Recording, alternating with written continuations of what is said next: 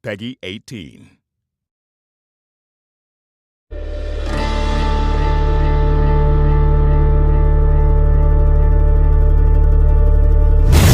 Hi everyone, I'm Roland Lesterlin, the game director for Just Cause 3, and welcome to the beautiful Mediterranean island chain of Medici. As Rico Rodriguez, you'll explore all 400 square miles of this vast open world. But right now, let's just jump straight into free fall towards the town of Alba. At Avalanche Studios, we love building huge sandbox worlds, and everything you see here on the screen you can travel to. The hills, the mountains, the beaches, you name it, what you see, you can go straight to it.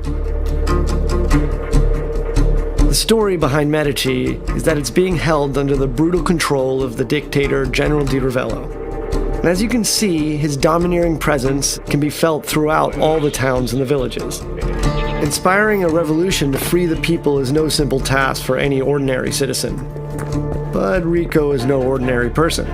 With his unique tools of destruction and large arsenal of weaponry, it's entirely up to you on how you want to free the people. It can all start with toppling one of the classic symbols of General Di Ravello's rule.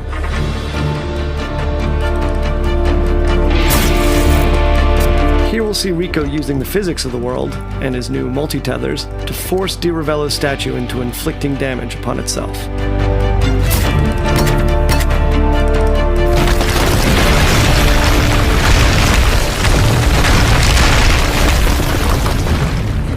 Alright, so with the statue destroyed and Di Ravello's tyrannous grip on the town of Alba no longer quite so tight, let's have a look at Rico's new upgraded grapple. As with JC2, traversal is very much at the heart of the experience. Medici is packed with activities, challenges, and opportunities for creative destruction. Now here we can see one of Di Ravello's propaganda spouting speakers, so let's make quick work of it and tear it down.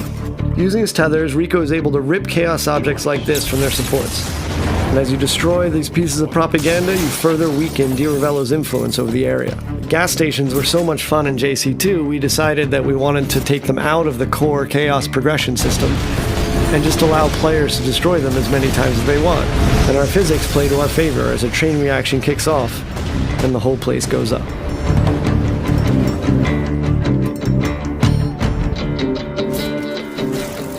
Let's take advantage of Rico's brand new wingsuit, which completes Rico's set of aerial abilities alongside the grapple and parachute.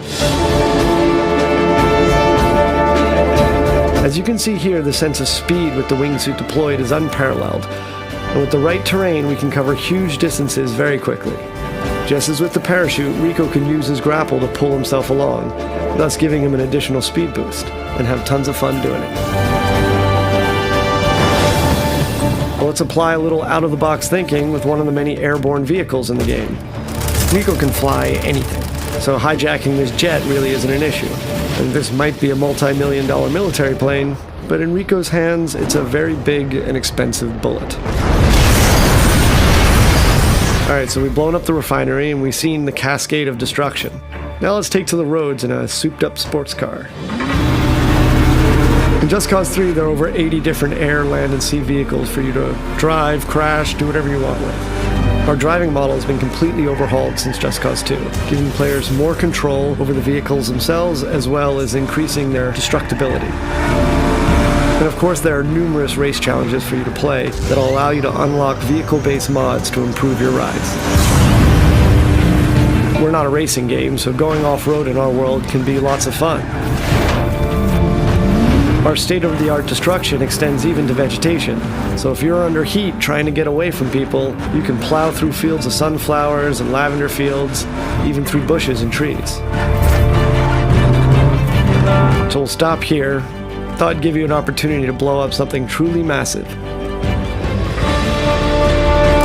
I guess we're going man versus bridge with our super powerful Hydra missiles and see what kind of damage we can cause.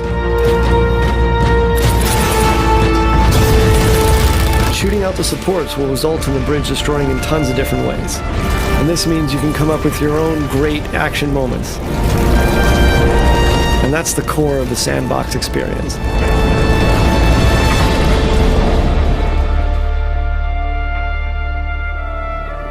With the bridge out of commission, Rico can focus on the next objective. And to make that a little easier, we've instituted a new Rebel drop system. The Rebel Drop system allows Rico to order weapons and vehicles at a moment's notice via airdrop. This beautiful and peaceful flight offers us another opportunity to show off a new feature, and that's our new stunting system. So we moved away from the specific authored points on vehicles from JC2 and allowed the player total freedom on top. So if you jump out onto the plane, you can actually walk around the plane wings themselves. And of course, the plane itself can be used as a means of destruction. Maybe we should get off the plane first. Let's swap out wings for wheels and take a motorbike for the remainder of our journey. And while it's nice to weave along Medici's roads with the wind in our face, it is inevitable that Di Ravello's men will catch up. We can do combat directly from the bike, and eventually defeating Di Ravello's military. And here we are at another of the General's huge military facilities. So let's put all of Rico's abilities and tools to the test, and take down Vigilator Sood's huge communication spires and satellite dish, and cripple the General's hold on Sirocco.